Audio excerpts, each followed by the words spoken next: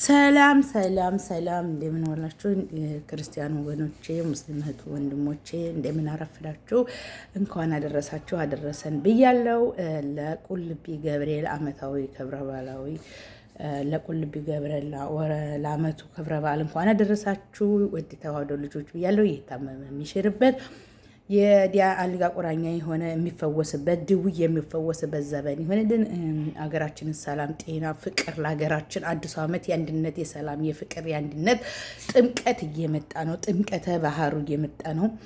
ለጥምቀት ባህር ታቦታቱ በሰላም በጽናት ወጥቶ እንደሚገባ ተስፋ ጸሎት አረጋለሁ።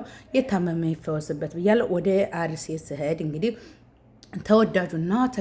ተወዳጅና የተከበረው ኢትዮጵያዊ ወንድማችን ማስተር አብነት እንግዲህ በደረሰበት ሁኔታ ሰዎችን ሲረዳ እናቶችን ሲያግዝ የድሃዎችን እንባ ሲያብስ የነበረ ወንድማችን ያው እንግዲህ ታውቃላችሁ ታሞ አልጋ ላይ ሕክምና ክትትል እንደሚያደርግ ከዛም ደግሞ አልፎ ተርፎ ወንድማችን እንዲሁም ጳጳሳቶች የተለያዩ እምነት ተከታዮች እየሄዱ እንደሚጎበኙት ሶሻል ሚዲያ ላይ ይሰራጫል እና የነሱ ጸሎት የህዝቡ ጸሎት የረዳው ፈጣሪ ይርዳው።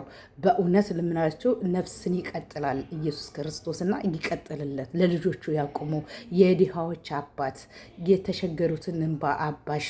በእውነት ልነግራችሁ በዚህ ልክ በሰው ልክ በዚህ ልክ መወደድ በዚህ ልክ መፈቀር አለ ወገኖቼ።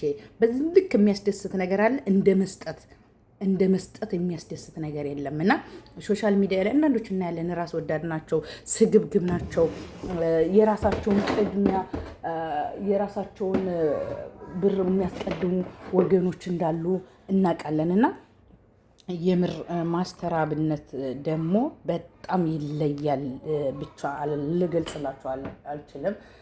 ማስተር አብነት በጣም ምርጥ ወንድማችን የተከበረ ጀግና ወንድማችንና ለማለት እወዳለሁ። ጀግና ብቻ አይገልጸውም እና እግዚአብሔር ይማረው፣ ፈጣሪ ምሕረቱን ቸርነቱን ያውርድለት። እንደሱ ቸርነት እቅፍ ድግፍ አድርጎ የኔ ቅዱስ ሚካኤል እንደሚፈውሰው አምናለሁኝ።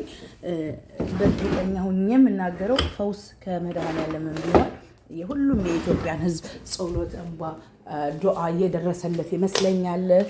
የኔ ወርቆች ድንቅና ፋሚሊዎች ኢትዮጵያኖች ኤርትራን እና የኔ ውድ የተከበራችሁ የተወደዳችሁ የቻናሌ ተከታታዮች እንዲሁም የቻናሌ ተወዳጆች ለቻናሌ አዲስ የሆናችሁ ሰብስክራይብ፣ ላይክ፣ ሼር እያደረጋችሁ እንደምታበረታቱን ተስፋ አድርጋለሁኝ። የምር በዚህ ልክ መመረጥ፣ በዚህ ልክ መወደድ፣ በዚህ ልክ መፈቀርን